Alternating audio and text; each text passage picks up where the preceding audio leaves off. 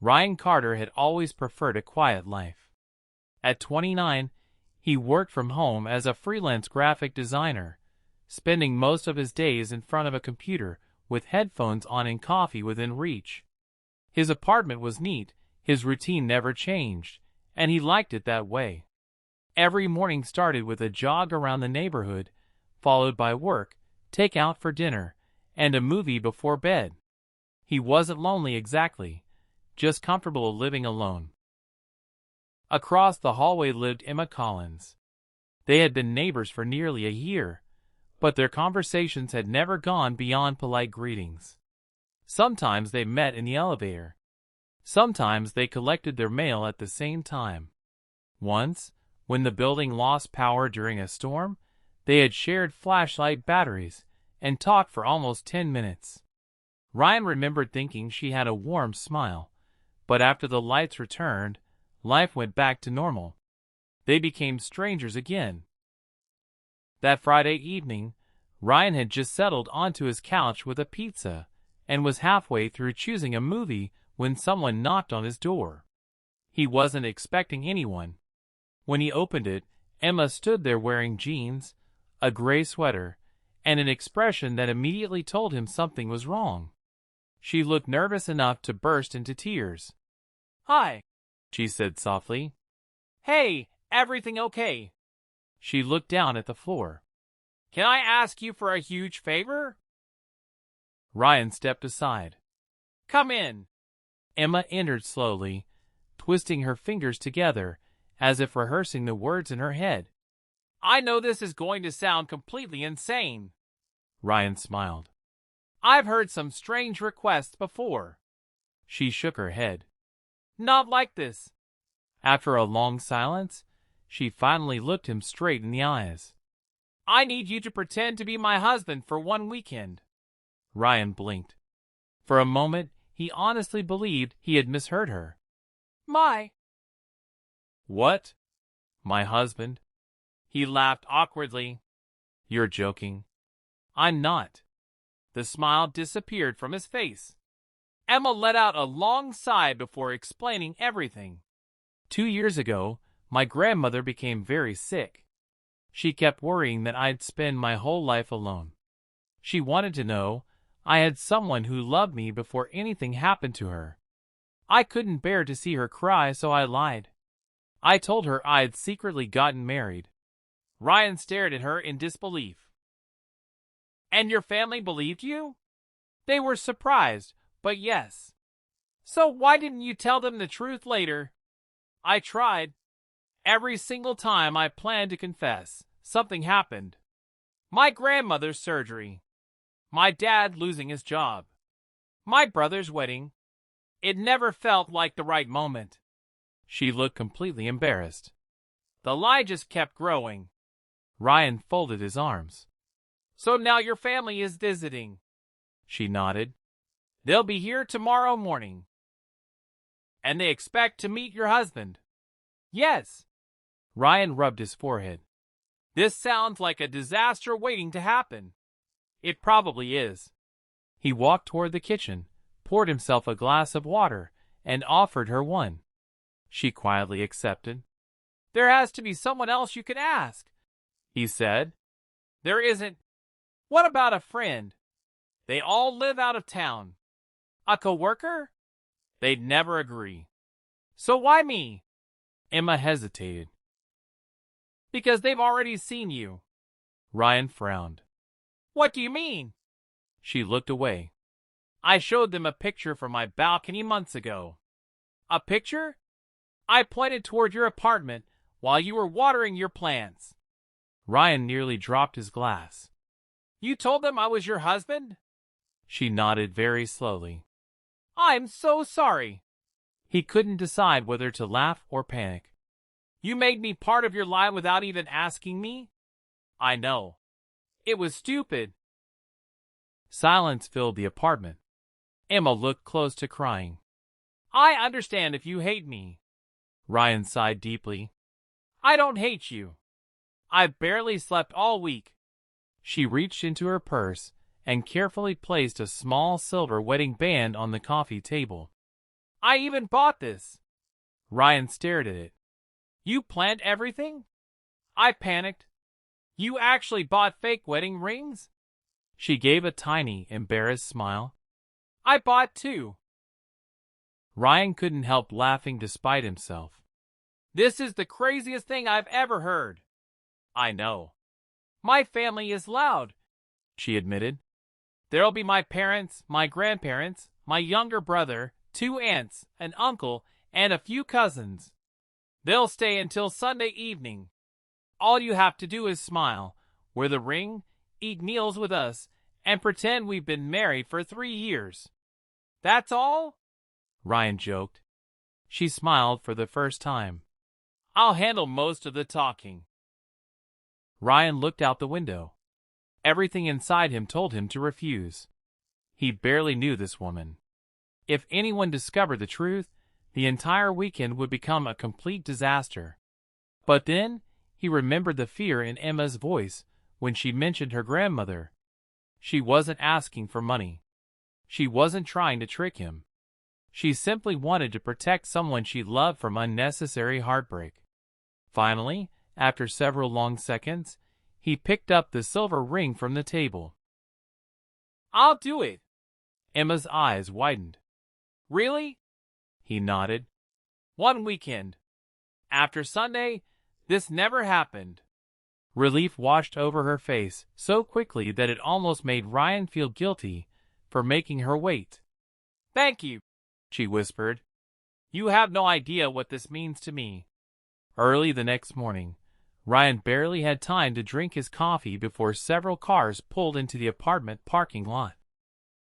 Children jumped out first, followed by adults carrying flowers, gifts, and suitcases. Laughter echoed through the building entrance as Emma's family arrived all at once.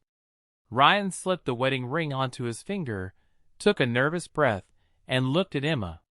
She reached for his hand. Ready? She whispered. He forced a smile. As ready as I'll ever be. The apartment door opened, and within seconds Emma's grandmother hurried toward them with tears of joy shining in her eyes. Before Ryan could even introduce himself, she wrapped him in a warm embrace and whispered, Thank you for taking such good care of my granddaughter. Ryan froze. For the first time, he realized this wasn't just pretending anymore. Too many hearts were depending on a lie that had suddenly become much bigger than either of them had expected. Ryan quickly settled into his role, though every smile and every casual conversation felt like walking across thin ice. Emma's family welcomed him with surprising warmth. Her father clapped him on the shoulder as if they had known each other for years, while her mother insisted that he eat a second helping of breakfast. Her younger cousins bombarded him with endless questions about work, hobbies, and whether he and Emma planned to buy a house someday. Each question required another carefully crafted answer. Fortunately, Emma was always one step ahead. Whenever Ryan hesitated, she smoothly finished his sentences or changed the subject before anyone became suspicious. It almost seemed as though they had rehearsed the entire weekend, even though everything was happening on the spot. After breakfast, the family decided to spend the afternoon at a nearby lakeside park. Ryan offered to drive Emma's grandparents, while the rest of the family traveled in separate cars. During the drive, her grandmother smiled warmly from the back seat. You've made Emma happier than I've ever seen her. Ryan glanced at Emma for a split second before returning his eyes to the road. I'm lucky to have her. The words came out so naturally that they surprised even him. Emma quietly smiled without saying anything. At the park, everyone spread blankets across the grass, while children chased each other under the bright afternoon sun. Emma's mother handed Ryan a camera and asked him to take family pictures. After several group photos, one of the cousins shouted, Now let's get one of the married couple. Ryan and Emma stood together awkwardly. Closer, someone yelled. Emma gently slipped her arm around Ryan's waist. He hesitated only a second before placing his hand around her shoulders. The camera flashed. Everyone cheered. For just a brief moment, the picture looked less like an act and more like a memory shared between two people who genuinely belonged together. Later that afternoon, Emma wandered toward the lake to escape the noisy crowd. Ryan followed a few moments later. "I think we're surviving," he joked. She laughed softly. "Barely." For the first time all weekend, neither of them was pretending. Emma sat on a wooden bench overlooking the water.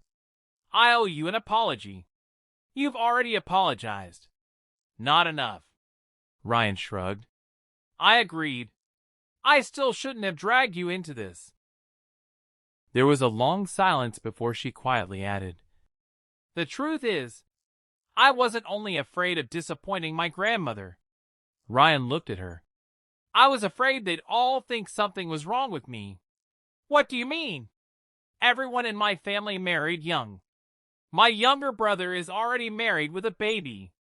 Every family gathering turns into questions about why I'm still single." Ryan nodded. "So you felt trapped?" "I guess I did." For the first time, he understood that the lie hadn't come from selfishness. It had come from loneliness, pressure, and fear. "I don't think there's anything wrong with you," Ryan said sincerely. Emma smiled. "Thank you." As they walked back toward the family picnic, Ryan realized he wasn't helping a stranger anymore. He was helping someone he genuinely respected. That evening everyone gathered around Emma's apartment for dinner. Her father grilled steaks on the balcony, while her mother prepared homemade desserts inside. Laughter filled every room. Ryan found himself enjoying the evening far more than he expected. He even caught himself laughing at Emma's brother's terrible jokes. But not everyone seemed convinced. Emma's cousin Daniel watched Ryan closely throughout dinner. Unlike everyone else, Daniel rarely smiled. Instead, he quietly observed. Finally, he asked, "So, Ryan, where did you and Emma go on your honeymoon?" Ryan nearly choked on his drink. Emma answered before he could speak. "Italy." Daniel smiled slightly. "Really? Which city?" Emma hesitated for half a second. "Florence." Ryan immediately nodded. "It was beautiful." Daniel leaned back in his chair. "What was your favorite restaurant there?" Ryan froze. He had never been to Italy. Emma hadn't expected the follow-up question either. Before either of them could answer, Emma's father interrupted by asking Daniel to help carry food inside. The conversation moved on. Ryan quietly exhaled. Later that night, Emma whispered, "That was close." Ryan nodded. "Your cousin doesn't believe us." "I know." Unfortunately, Daniel's suspicions only grew stronger. While everyone watched an old family movie in the living room, Daniel quietly slipped away. He wandered through the apartment, pretending to look for the bathroom. Instead, he carefully examined every room. Something felt wrong. There were no framed wedding photos, no anniversary gifts, no signs that two people had built a life together for 3 years. He opened a hallway closet. Inside were several unopened moving boxes. One box had Ryan's name written across the top. Daniel frowned. Then he quietly noticed another detail. 2 toothbrushes stood in the bathroom, but one of them looked brand new, as though it had been placed there only hours earlier. A slow smile appeared on his face. He didn't have proof yet, but he was now more certain than ever that Emma and Ryan were hiding something. Instead of confronting them immediately, Daniel decided to wait. If they were lying, he wanted everyone in the family to discover the truth at the same time. And before the weekend ended, he intended to expose them in front of everyone. Sunday morning arrived much faster than either Ryan or Emma had expected. What had begun as an awkward favor had somehow turned into a weekend filled with laughter, shared meals, and moments that felt surprisingly genuine. Ryan had almost forgotten that by sunset, everything was supposed to return to normal. Emma's family spent the morning packing their bags, taking more photographs, and talking about future family gatherings. Her grandmother insisted on making everyone one last homemade breakfast before they left. The apartment was filled with the comforting smell of pancakes, coffee, and fresh bread. Everyone seemed happy. Everyone except Daniel. He remained unusually quiet, watching Ryan and Emma from across the room. Every smile they shared only seemed to strengthen his suspicion. He was convinced that their marriage was nothing more than an elaborate lie. After breakfast, the family gathered in the living room for one final photo before leaving.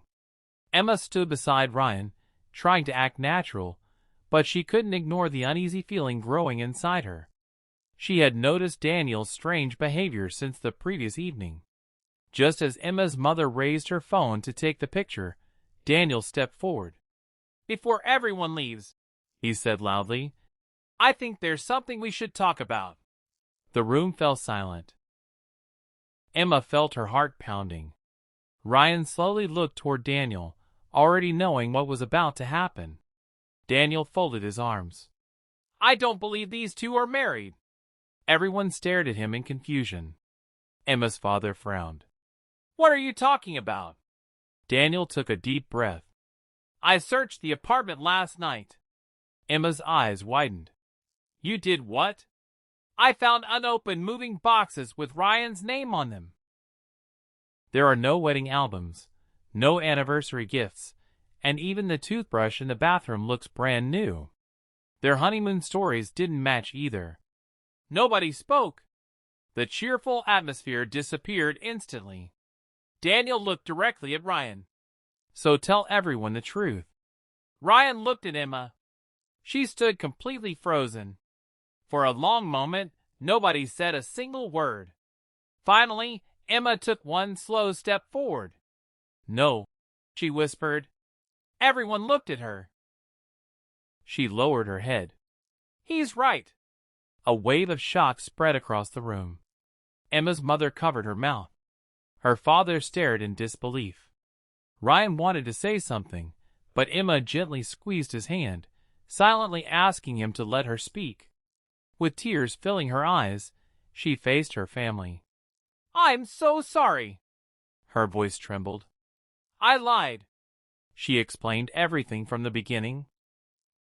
How her grandmother's illness had frightened her, how one small lie had slowly grown into something impossible to control, and how Ryan had only agreed to help because she begged him at the last minute. "He never wanted to deceive any of you," she said. "This was entirely my fault." Tears rolled down her cheeks. "I was afraid you'd all think I had failed in life because I wasn't married. Every holiday, every family gathering, someone asked why I was still alone. I couldn't bear disappointing Grandma when she was already so sick." Silence filled the apartment. Ryan expected shouting. He expected anger. Instead, Emma's grandmother slowly stood up. She walked toward Emma, gently wiped away her tears, and wrapped her granddaughter in a warm embrace. "My dear," she said softly, "did you really think I only wanted you to be married?" Emma couldn't answer. "I only wanted you to be happy." Emma began crying even harder. Her grandmother smiled kindly. "I suspected something was unusual months ago." Everyone looked surprised. "I could see the nervousness in your eyes every time you talked about your husband.